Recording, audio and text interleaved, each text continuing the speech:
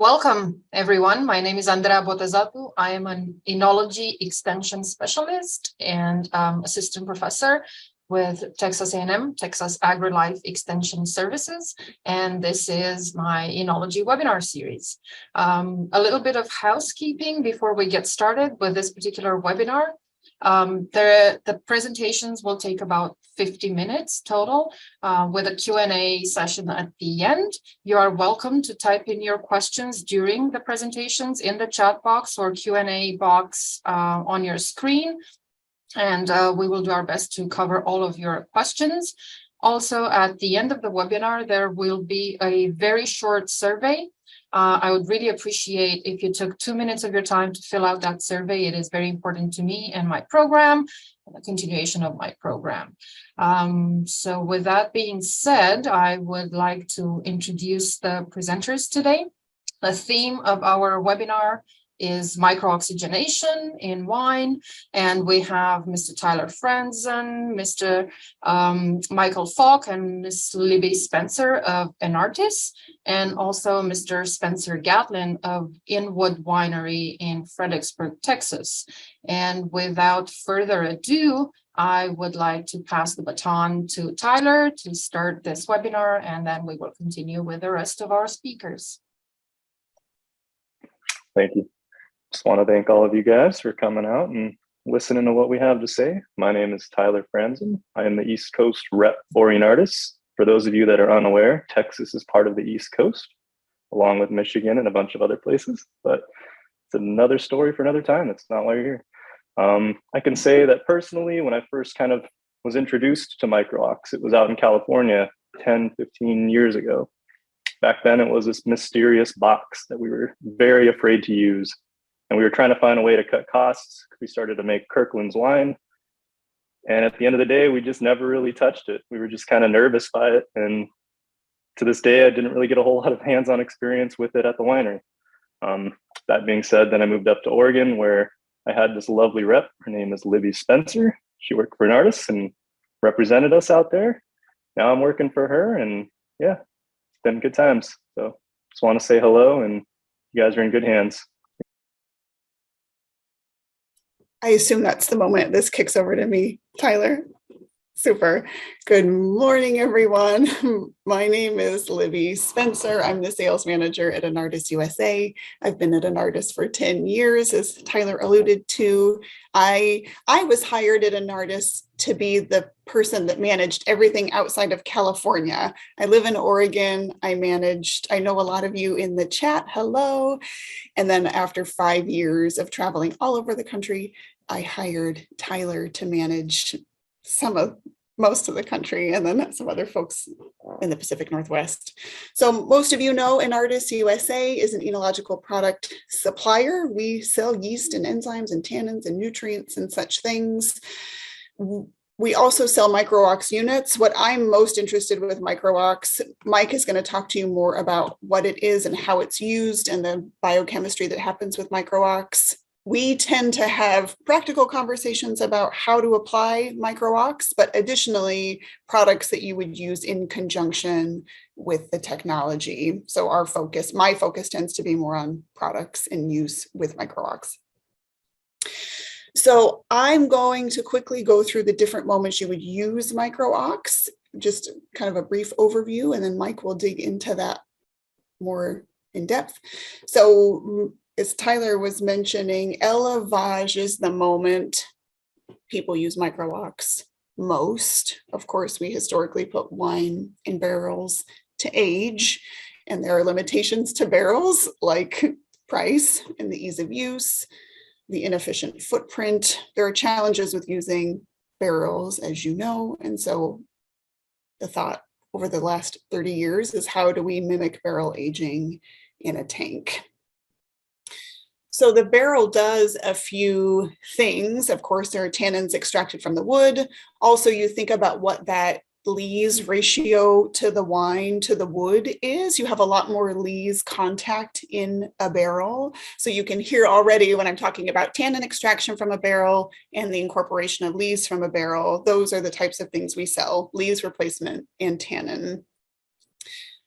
So a barrel, very generally speaking, it's a porous vessel, of course, and generally speaking, it exchanges around 2 to 4 milligrams of oxygen per liter of wine per month. That's a super variable number. It depends on the temperature of your cellar. It depends on the humidity of your cellar. It depends on how many times you've used the barrel and where the wood comes from and the tightness of the grain, also the turbidity of the wine. So the reason I say all of that is, as Tyler mentioned, some people are nervous about using MicroOx and how much oxygen they want to put in their wine. The reason I think this number is important, this 2 to 4 milligrams per liter per month, which again can be variable, is that if you're willing to put your wine in a barrel and you're maybe not measuring that oxygen exchange, if you're comfortable with the concept of putting your wine in barrel, that exposure of oxygen exists. So knowing that window and applying that to a tank, I think can offer some peace of mind to what you're adding to your wine. It's the same thing as what a barrel would naturally do. And we, again, have a lot of products available that we can talk about offline in terms of how you would apply MicroOx. So the other moments that you would use MicroOx, it's one of the few pieces of equipment in your cellar that you can use year round, is that at harvest, if you were doing any overoxidation or hyperoxidation of neutral variety white wines, it's an easy way to add a full saturation of oxygen to your juice before fermentation. If that's a technique you're unfamiliar with, again, that's something we're happy to talk to you about. You might also use it to prepare your yeast culture, just using oxygen as a nutrient in the aerobic moment of cell multiplication. And of course, the oxygen helps produce unsaturated fatty acids, which improves the cell wall permeability and fluidity. And then some people, if they have a small fermenter or really any size fermenter and it starts to get stinky, rather than throwing DAP at it, sometimes oxygen can really blow off whatever off aromas are happening, because maybe what the yeast really need is some oxygen. The other moment post-harvest you might use MicroOx is between primary fermentation and malolactic fermentation.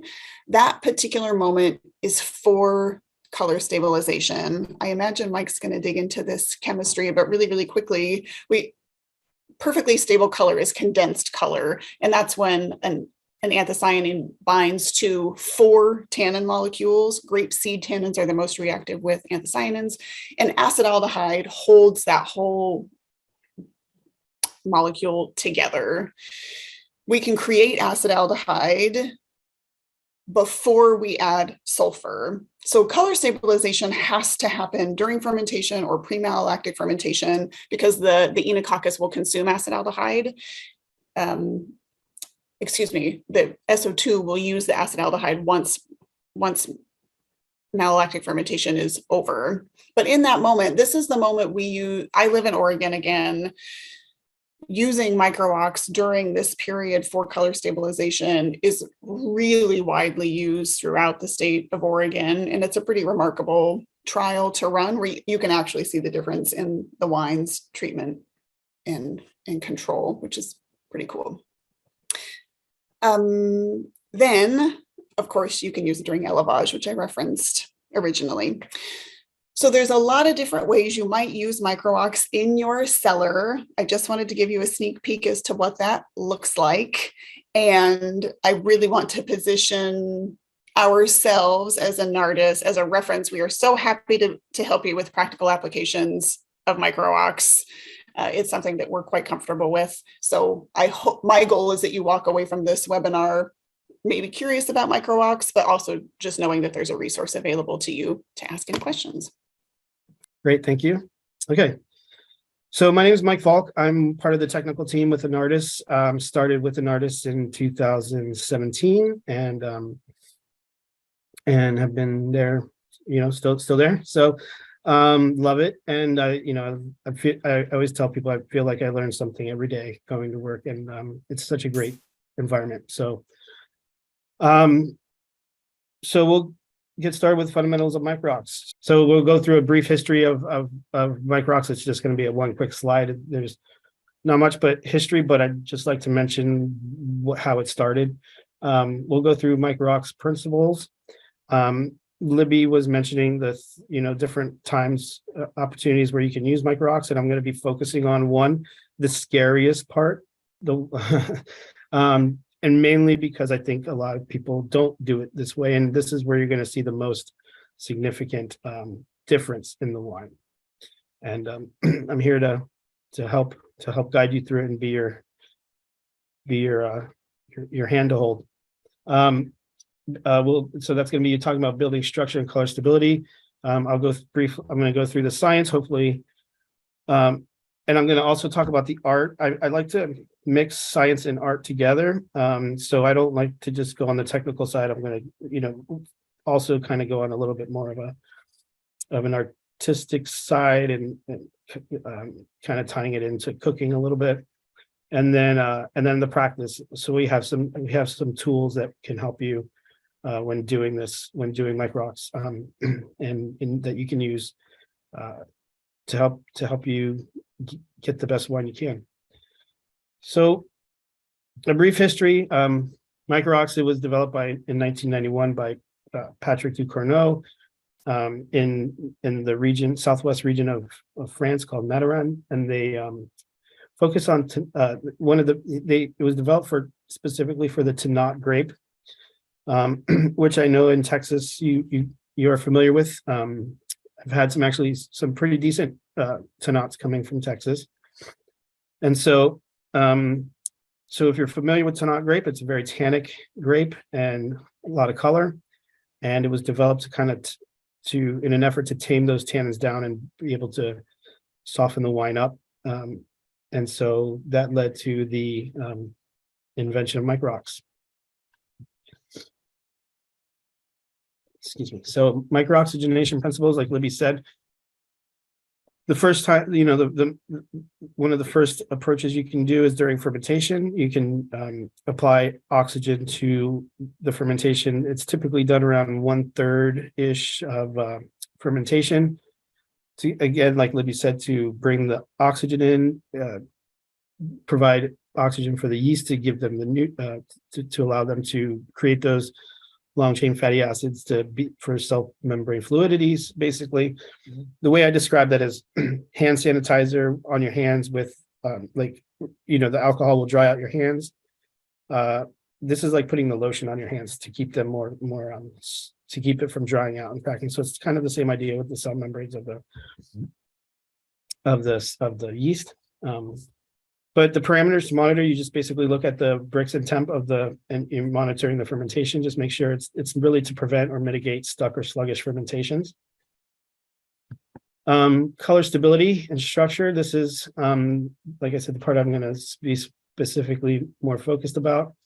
The dosage is 1 to 3 milligrams per liter per day, or that also could be 30 to 90 milligrams per liter per month. It's done right after alcoholic fermentation and right prior to malolactic fermentation. The parameters to monitor, the best way to do this really is by taste, by sensory. At the end, I'm going to show you this worksheet that we use to help you monitor the progression of the micro-ox in the wine. But you're tasting the wine, and you're just monitoring the acetaldehyde, the intensity of the acetaldehyde, the sulfides, also the fruit and vegetal aromas, and you're also noticing the evolution of the tannins. And then the last one, or the one that most people are most comfortable with, and again, it's because, like Libby said, if you're comfortable using barrels, then you're comfortable you can be comfortable using micro-ox, because you're not going to at this stage, at the maturation stage, because it's not like you're not giving it any more than the barrel would. So this is most people's comfort zone. This is done after fermentation. After malolactic fermentation. And then you can do it either in a tank with oak alternatives, providing oxygen to mimic barrel aging, Another time you could do it is right at pre-bottling, just to kind of what I like to call giving the wine a haircut. Just kind of softening it up, just getting it ready for bottle, to be a little bit more approachable for when the consumer gets the wine. That's typically for, typically for wines that are brought to market, meant to be drank young. And then, so focusing on the one in the middle. Oh, one important thing, note, like Libby said, no SO2 during the color stability is very important at this phase, because it'll short circuit the reaction, which I'll get into a little bit later. All right, so timing. Important considerations. I put with great risk comes great reward, because this is it is out of people's comfort zone, but try it on a small batch and go and give it a go and see what you think. There are important things you have to consider, and if you can't do these, then you need to then I don't suggest doing it. I mean, timing, you have to do it right after alcoholic fermentation and right before malolactic fermentation. This is because the oxygen reactivity is at its highest then. Also, you'll be feeding oxygen to other microbes that it's not, and it's getting bound by SO2, so it's not being consumed, and makes it available for other microbes if they're around. And then, but the big one is we need aldehyde to be forming. We need aldehyde to be able to bind this oxygen this extra oxygen that we're giving the wine, because then when it's bound in this tannin anthocyanin structure, then it's not noticeable. You don't taste it in your wine. It's just used as this bridge. Temperature is extremely important for the reaction that I'm going to be talking about. It needs, the ideal temperature is a little bit warm for many people, but 58 to 63 degrees or 14.5 to 17 Celsius. So it's important to be able to keep the tank at that temperature within that range, if you can. Any colder and the reactions happen much slower, like on a scale of magnitude. No lees, you don't want any lees in the wine. So as soon as you press just before, right around dryness, just before, let it settle down, let it finish the fermentation and settle, then you rack. Once you rack into the tank, then you want to go ahead and start this micro-ox treatment, because you don't want any lees. Lees will absorb oxygen, so you'll be basically putting it into the wine, and it's going to be being consumed by the lees, so it's getting wasted, and it's not doing its job. And then lees will also absorb color, so you'll be building all this great color, and then it'll be absorbed. Some of it will be absorbed in the lees and be taken out anyway.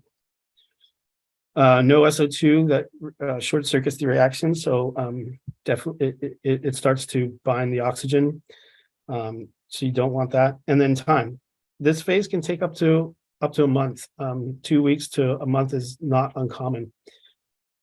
So you have to keep in mind tank management. Can you use a tank for that long without it hindering your regular other operations for your other wines? One thing to always remember is that the oxygen that you put into the wine must always be less than the consumption of the oxygen that can be consumed by the wine. How do you know? You can measure it with a dissolved oxygen meter, make sure that dissolved oxygen isn't increasing. But the other way, the way I think is the best way to do it also is to just taste it. You'll know. We'll get, when we get to the last towards the end, and we're talking about the worksheet, I'll go over that in more detail. So building, the science of building structure and stabilizing color. I wanted to just start with some quick basics first. So, the first thing is the very basic basic component is a monomer, which is a small molecule. It serves as the building block for the larger macromolecules, the polymers, which is polymer just means more than one, monomer meaning one. And basically I like to consider these the Legos, right? So you have Legos and you can stack them in many different shapes and sizes, and that's basically what we're doing here. So the polymer is going to be a bunch of those Legos connected together, but so they're all linking the monomers together. And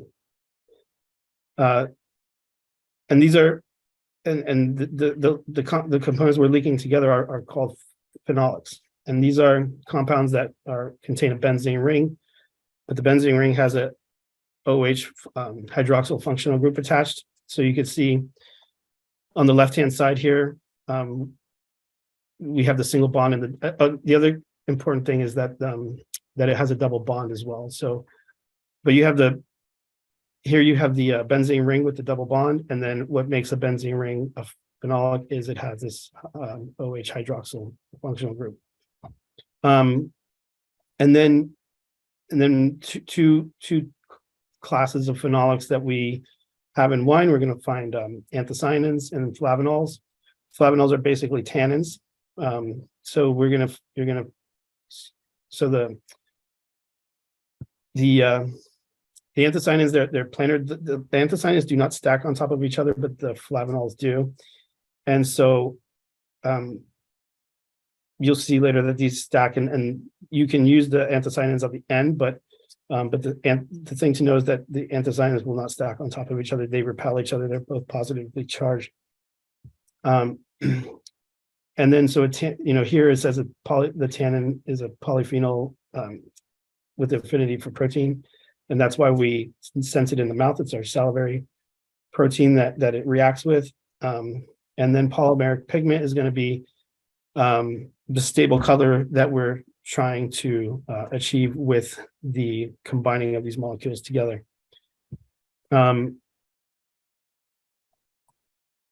So there's three forms of anthocyanins in wine. We have free anthocyanins or co-pigmented and condensed. And the free anthocyanins, those are going to be the least stable form, and these are monomers. They're the one unit color, and they're just bouncing around free in the wine, and they're not very stable.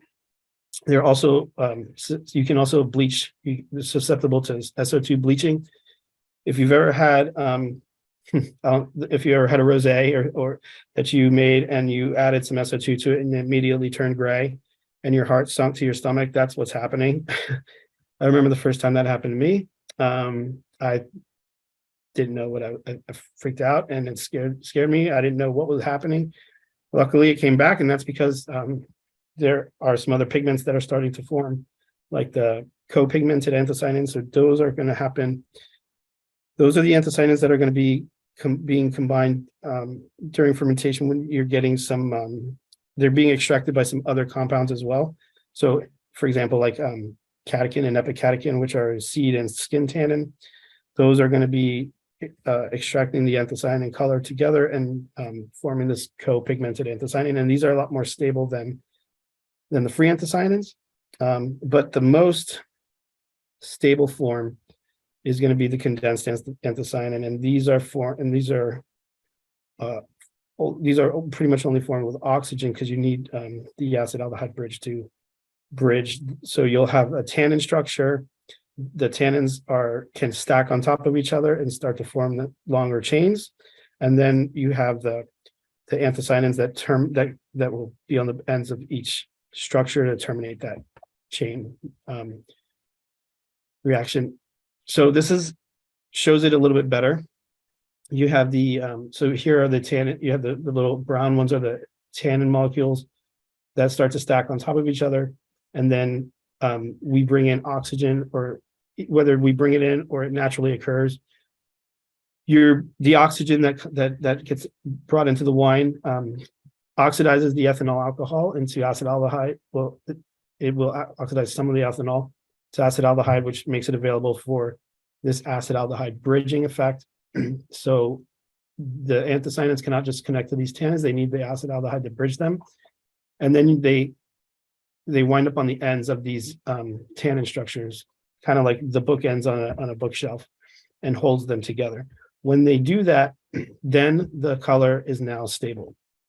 The anthocyanins are in their most stable form, and this is the goal that we're trying to achieve. And with micro-ox at that stage, this is when these reactions can occur, and you can see the most it's a change you can see like right in the glass. It's quite incredible. All right, so let's see the science behind the curtain. All right, so just going into this a little briefly, I don't have my notes, so I'm going to try to do this without any hand holding on my own. But so we got the phenols we talked about in the previous slide, which are basically the benzene ring with the OH attached. You can see this right here on the left-hand side, on the very far left-hand side. When they ionize, so they can lose a hydrogen atom, and when that happens, they can react with so they have just this O- over here, and then they end up reacting with oxygen and O2. Then what you get is you end up getting a quinone, and a quinone is basically the benzene ring, but instead of the hydroxyl group, now you have the benzene ring with the with two oxygens connected to two oxygens. And so a quinone, they react with oxygen, and they bind SO2.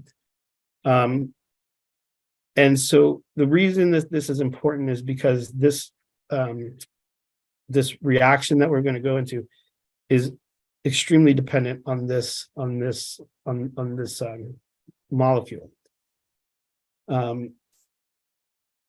So I'd like to call it the secret sauce. Now, this reaction is called the vicinal diphenol cascade, or the orthodiphenol cascade. Vicinal meaning, if you're in Latin, it means neighbor. So, or vecino in Spanish means neighbor. So the reason we call it vicinal is because we have the phenolic, but we have the two OH. Instead of having one, we have two.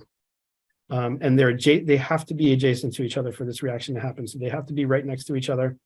Otherwise, this reaction doesn't happen. And that's why we call it the vicinal, because they're neighbors.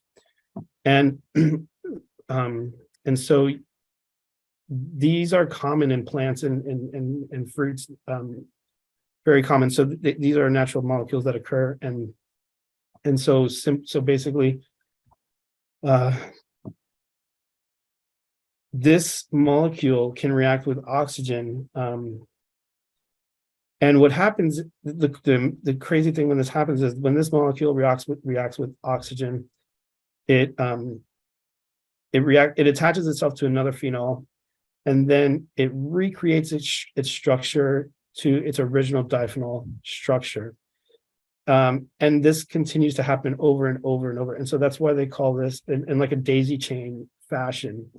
And so this is why they call it the cascade, because it starts to cascade, and this reaction happens over and over again. Now it gets terminated eventually with the acetaldehyde bridging and the anthocyanins, and that's why Libby was mentioning earlier. There's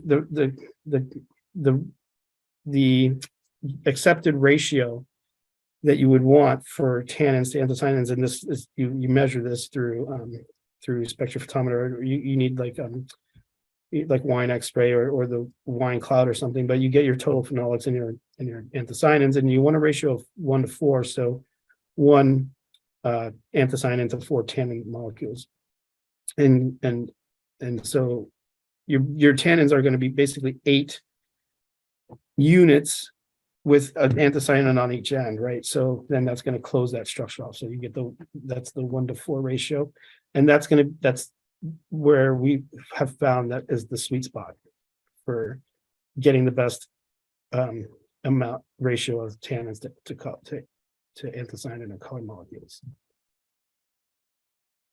So just to recap, there's the two main phenolics type. There are two main phenolics in wine. We have anthocyanins and flavonols. Anthocyanins are what give wine its color. They first exist as monomers. There is no vicinal diphenol reaction with them. They don't stack, they don't daisy chain, and they tack on at the end of the tannin polymers to stop that reaction. Then we have the flavanol or the tannins, and those do contain the vicinal diphenol. They have the two hydroxyl groups right next to each other, the OHs, and they allow for that daisy chain to reaction to happen. They do stack on top of each other, and then they're terminated by the ends with the anthocyanins. You need oxygen to create the acetaldehyde, which bridges these to polymerize tannin. If you don't have that, you don't get that reaction, you don't get that stable color. Hi, Michael. Just time check for you right now. Okay, thank you. So the art, I'm getting, yeah, thank you. I'm getting close to the end. I think I'll be able to finish this in time. So oxygen, so the art, right? So this is where I said I was going to combine this with cooking. I'm one of my mentors is Clark Smith. I worked with him for many years, and then I went to an artist, but we're still very good friends. He's coming over to the house for dinner on Christmas, and so love Clark to death, and he's like family to me. But one thing that he always says is that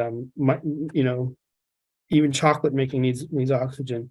It's called conching, and basically you need to introduce oxygen into chocolate to soften those tannins up. Although if you've ever had just plain chocolate by itself, cocoa beans are, it's very bitter. It's not very good. So chocolate has this concept built into it. It's a little bit different, but the concept of softening the tannins to make the chocolate more palatable. So what Clark used to always likes to say is, those waterfalls in Willy Wonka, that's really a thing. They really do exist. And so that I just wanted to put that picture of the waterfall and the chocolate. Another thing he likes to talk about, and I'm mentioning these things because the science part, I wasn't trained enologist, and I didn't go to school for this. I went to school for culinary arts, actually.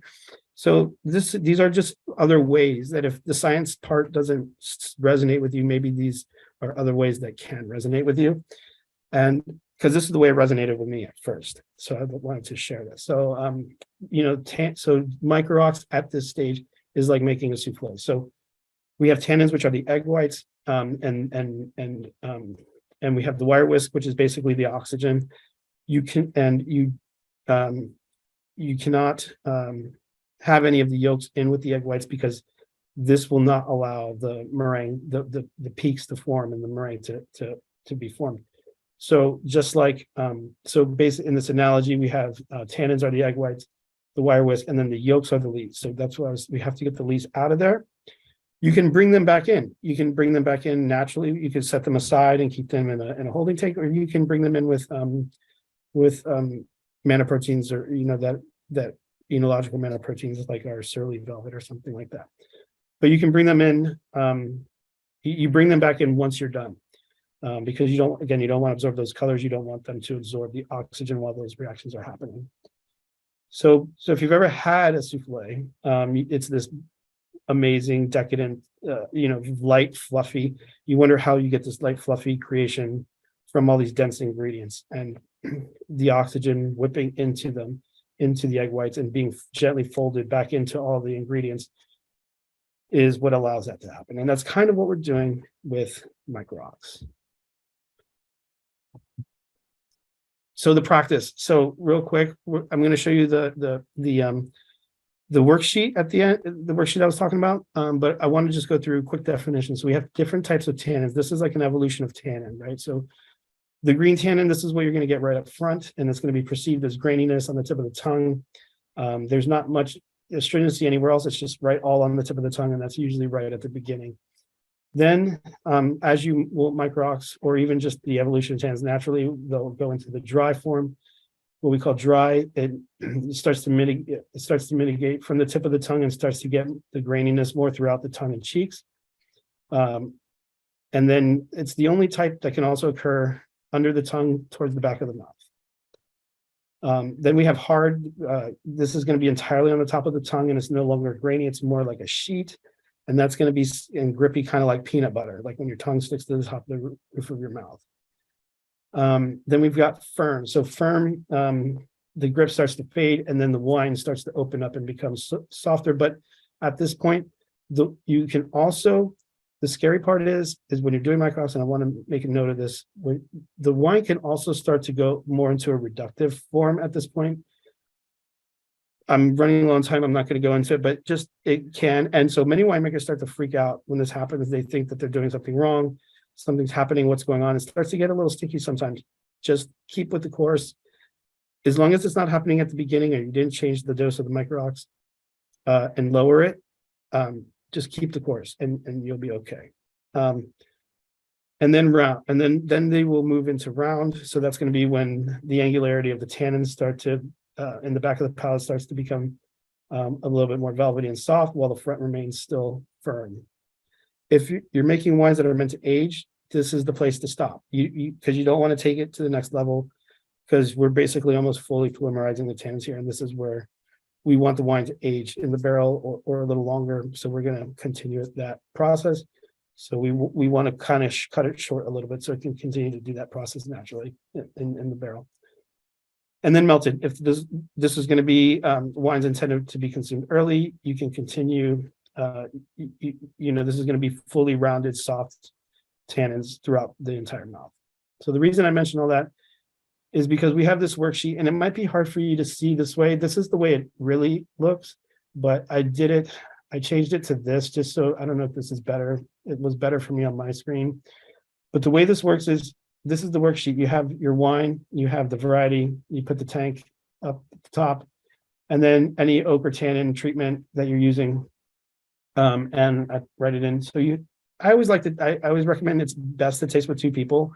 Reason being is, like, if you're unsure with yourself, you can talk excuse me, you can talk to somebody about it. You can talk it through with somebody. So you want to have two tasters. You always put their initials and then the month and the day. And then what you do is you want to taste through acid. We're going to go through all these. The intensity of the acetaldehyde. So you're going to taste the wine, and if you start to notice any acetaldehyde, then that's an indicator that you need to turn the micro-ox down. Typically, depending on the wine, you're going to start at anywhere from 30 to 60 milligrams per liter per month, or 1 to 2 milligrams per liter per day. And then you're gonna taste the wine daily, and then you're gonna make adjustments. The way you make adjustments is by tasting. So the intensity of the acetaldehyde, I say if it's anything above a 2, you're gonna want to turn it down. And because that means you're giving the wine more oxygen than it can take. Then you could taste through the intensity of the sulfides. If you don't have acetaldehyde, you might have some sulfides. And if that's the case, that means you don't have enough oxygen getting into the wine. You're going to want to turn that up. You also want to notice the fruit intensity. How intense is the fruit? Is it subtle? Is it in your face? Is it, because if it's subtle, you may not be able to smell the reduction, but the muted fruit is an indication of reduction as well. So you might need to turn it up just a little bit if you notice that. Again, on the other side of the fruit is really intense. That is an indication that maybe you want to turn it down a little bit, because you're starting to the oxygen starting to open up that wine more than it should quickly. You want to have a balance. You want there to be fruit, but you don't want it to be over the top, unless it's a wine meant for quick consumption. And then the vegetal intensity you're going to do, and then down here is the type of tannin, and that's where we have these dry, green, hard, firm, round, and melted, and that's why. And basically, what we do, we just put X's. You have these printed, and then you just check box or X's, and you're going to want to just, each column is a day, and so you just go through all these categories. You put a check mark or an X through each one as you go through it, and then finally the aroma intensity. You go, is it reductive, oxidative, vegetal, or fruity, and then you record at the very bottom here the temperature, the pH, the turbidity. The temperature is important again because that reaction is very temperature dependent. So you want to make sure you're within that range. The pH, if you start to see the pH increase, that could be an indication that malolactic fermentation is starting to happen. So, and we don't want to do the micro-ox at that anymore at that point.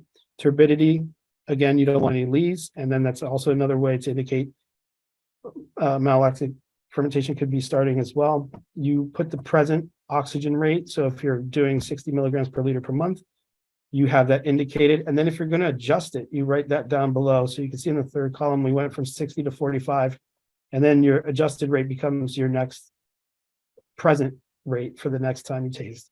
And then you make adjustments from there if you need to. If we have this worksheet available, I wanted to thank you guys very much and let you know that my email is right there. And if you would like this worksheet or have any questions, feel free to email me. Thank you, Michael. We're gonna move. That was very interesting. First of all, a lot of science. I really like the souffle analogy there. That spoke to me as well. We're gonna move to Spencer now. So Spencer is gonna share his practical experience, hands-on experience with Micro-Ox at his winery. So yes, thank you very much. And Michael, that was very in-depth, and appreciate all the information that you gave there.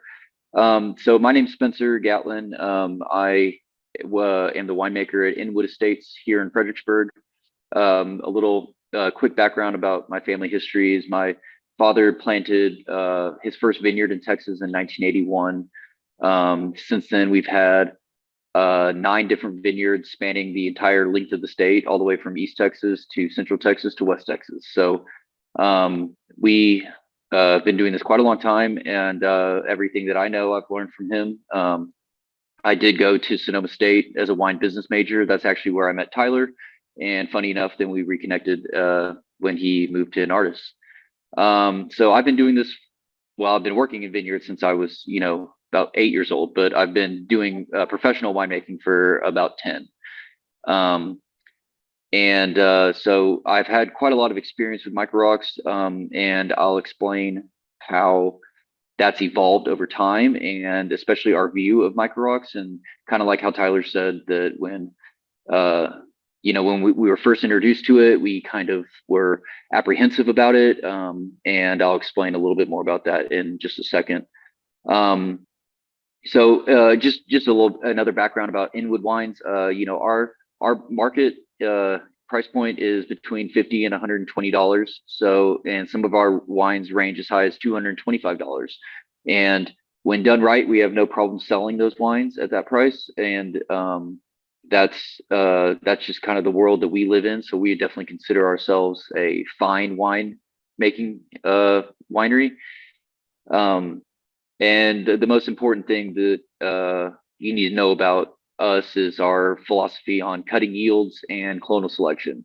So, we live in the world of around 8 to 16 clusters per vine. And we do that through pruning and fruit drop and all that vineyard work. But, I always tell people it's if the fruit comes in good, with the winemaking is easy. I mean, you don't really ever have a lot of problems if you have fruit that is in perfect condition. But rarely in Texas do we get fruit in perfect condition. A lot of that's because of rain at harvest is a constant struggle for us. But and also not speaking from us personally, but just knowing what I know about some of the other large scale vineyards, some of those cluster counts can get a little high, and that also in our shorter growing season that can prevent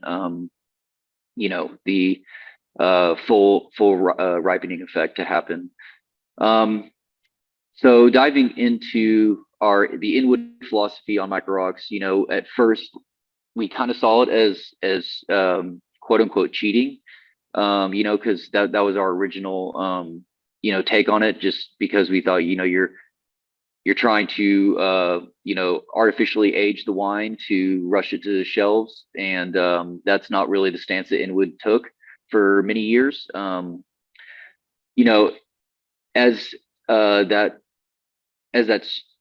time has progressed, we've realized the benefits of using Micro-Ox in a more artful way.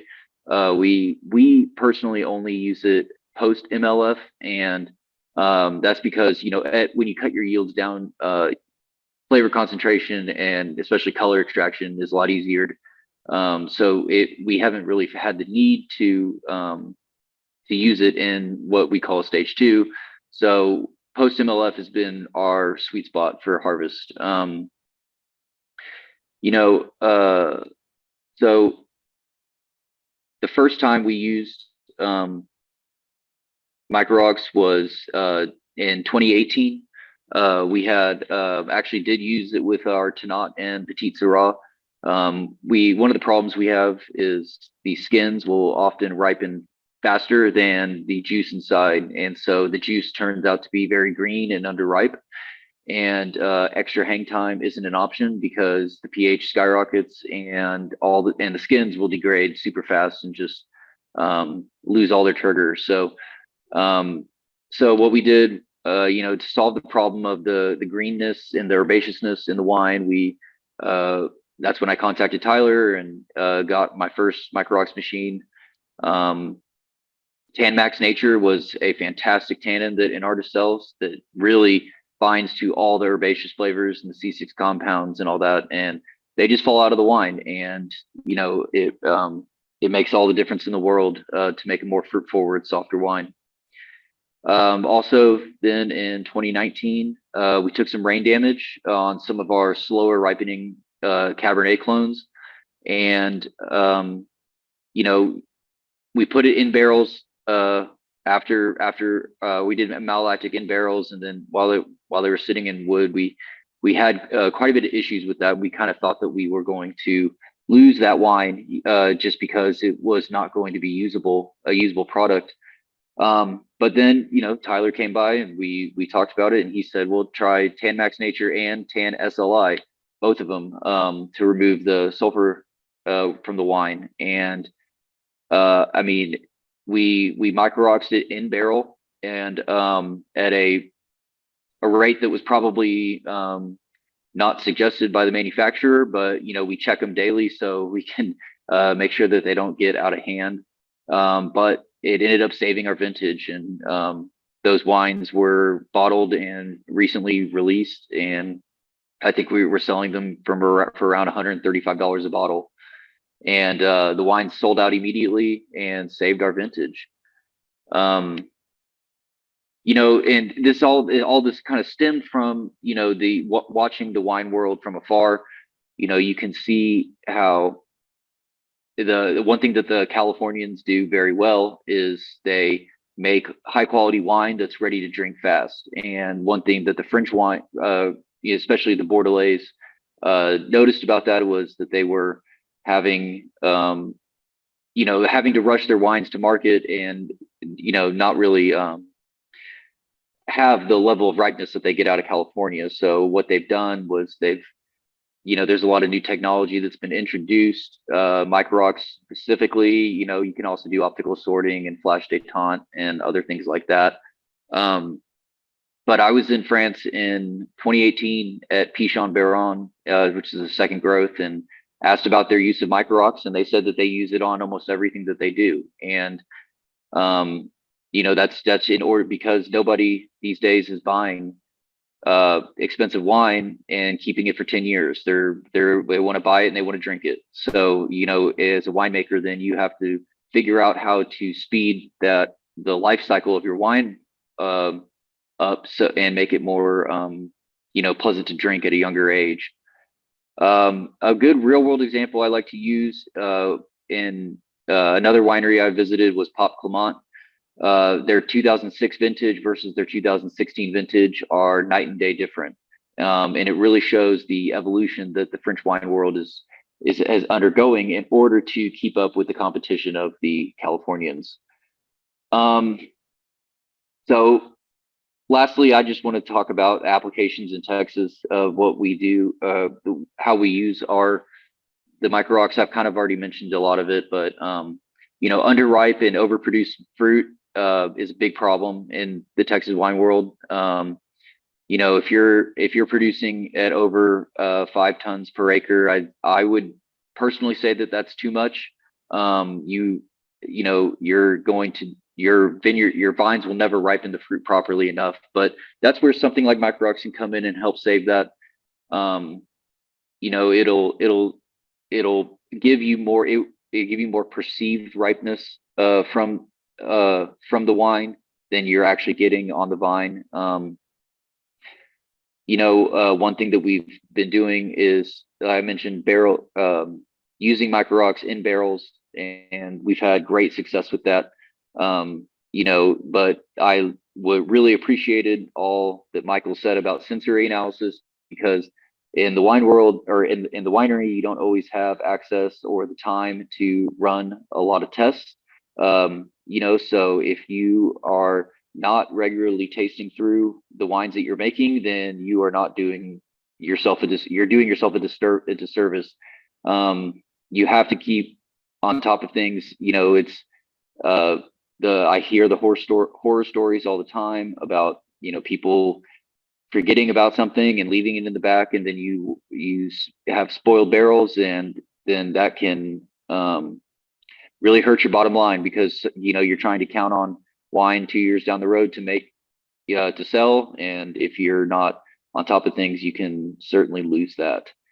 But that's about all I have. I'm easy to contact. I can give my contact info, or I think Iona has it, and if you guys ever want to ask me any questions about micro-ox, I'd be certainly helpful, or happy to help. And yeah, thank you very much. Thank you. Thanks, Spencer. We have a question already. So I'm opening this up to questions right now for anybody in the audience that would like to comment or ask something from the panelists. Please go ahead and type your questions in the Q&A box or the chat box, either or. So the question that we have is, what is the name of the product that greenness in wine? When is it best to introduce? Actually, these are several questions.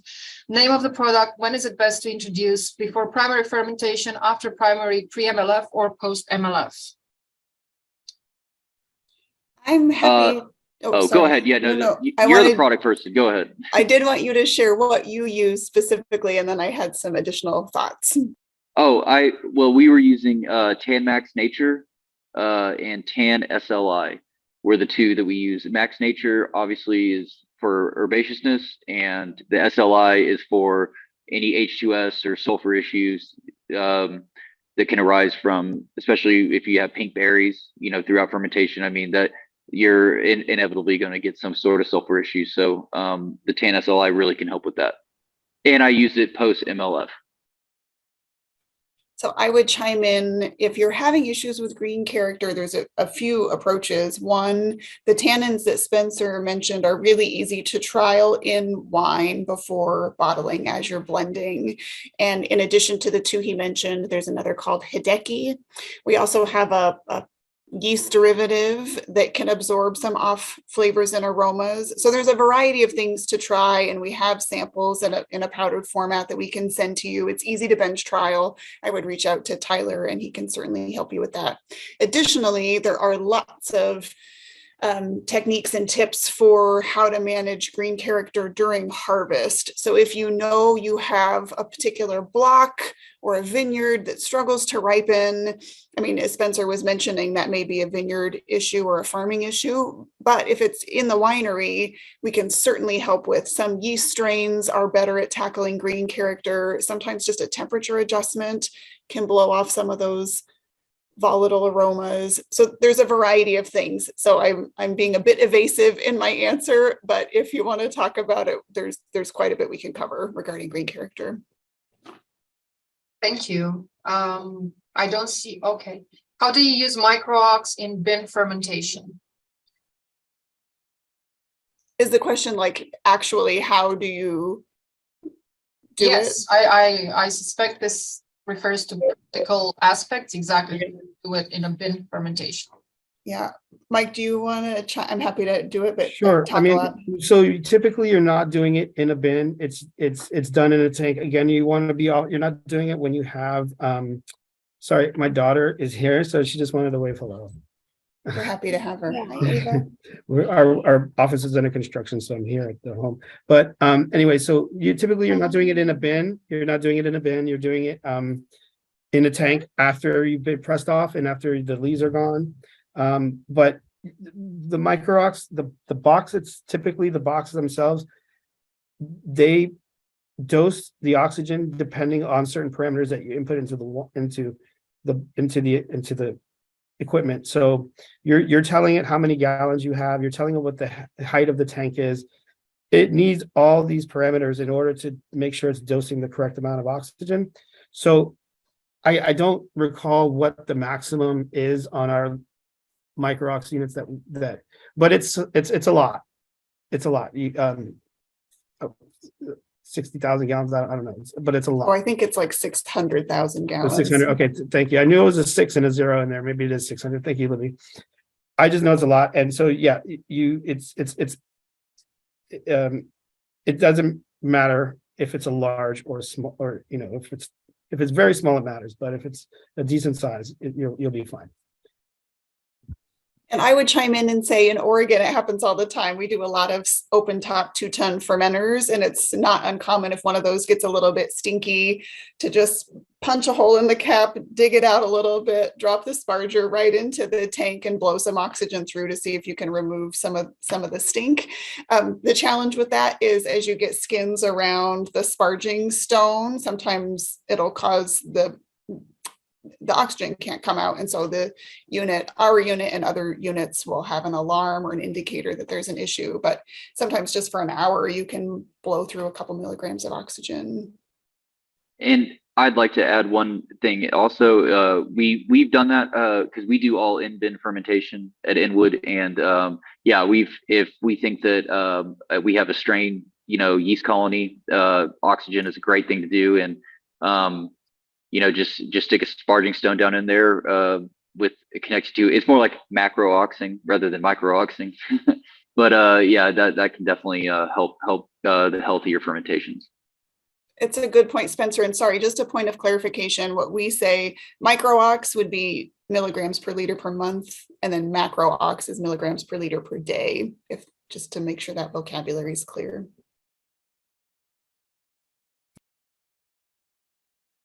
Thank you. We have another question. How does micro-ox compare to use of a TANNAT acetaldehyde additive during fermentation? I'm not sure if this is meant to be TANNAT or Tannin, but how does micro-ox compare to use of a TANNAT acetaldehyde additive during fermentation? Tannin acetaldehyde additive during fermentation. Does micro-ox compare to a tannin acetaldehyde addition during fermentation? I don't. So I think I'm pretty sure. I think I've also done compliance, and so I'm pretty sure that acetaldehyde is an approved treatment that you can add to wine. I've never added acetaldehyde to wine. I think I'm pretty sure it is an option. You can get it and add it. I'm not sure how that works, but what I do know is that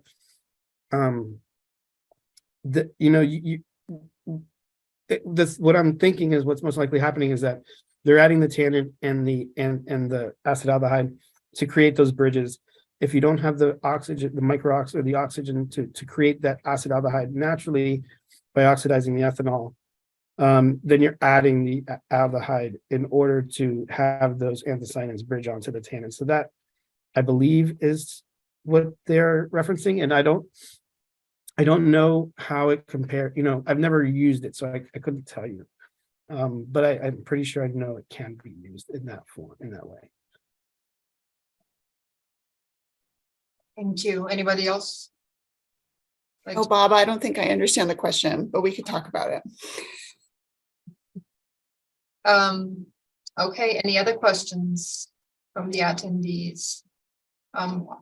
Until we get another question, Spencer, I was curious for my own sake. You mentioned under ripeness in Texas grapes, and I'm curious to know what exactly you monitor when you reference ripeness, and how do you assess that for your own production? Well, I mean, the easiest way to assess that is just when you're pulling your samples from the vineyard, and if you're not getting any color leaching right away, I mean, if your juice is brown, and you're running samples on it, I mean, you can definitely tell that your skins are not at their full ripeness. They don't leach any color, you're going to have trouble extracting stuff out of them. The easiest way to manage it is cut your yields. I don't know, we preach it all day long, but it's not like there's a special code around at the other winemaking regions that make high quality fruit or grow high quality fruit. I mean, they're all doing, between 4 to 8 to 10 clusters per vine, and that's the easiest way to ensure it. Especially in Texas, we have shorter growing seasons, hotter climate. You have to ensure that the fruit gets ripe enough. And so if you have 60, 70, 80 clusters on your vine, I mean, your vine just doesn't have the strength or the time to ripen all that fully. I mean, you can see you'll have clusters that come in and, one side of them will be like nice and purple. The other side of them are green and pink. And, that's how you get off flavors in your wine. And that's just how you make bad wine. So yeah, we're just really big on cutting yields. That's the easiest way to ensure it from the start. I'm a big supporter of prop thinning myself, so I would agree with you on that one. I was just curious what you were referencing in terms of ripeness, because I know we have no issues accumulating sugar in our grapes, but I think you're referring to phenolic ripeness. ripeness. Yeah. Yeah. Thank you. Yeah. All right. Well, I don't see any other questions from our attendees, so I am going to say thank you, everyone, for your contributions here today. Thank you for attending, everyone who is here. We have people from all over the world, actually. We have Greece, Hungary, Bulgaria, Mexico, Argentina, Spain, Romania, and Canada in our attendee list. Of course, Texas and other US states in here as well. So to all of you, thank you. Unless we have any other questions, I will see you all next time. Have a wonderful day. Bye-bye. Thanks for having us. Thank you. Thank you. Thank you. Bye. Bye.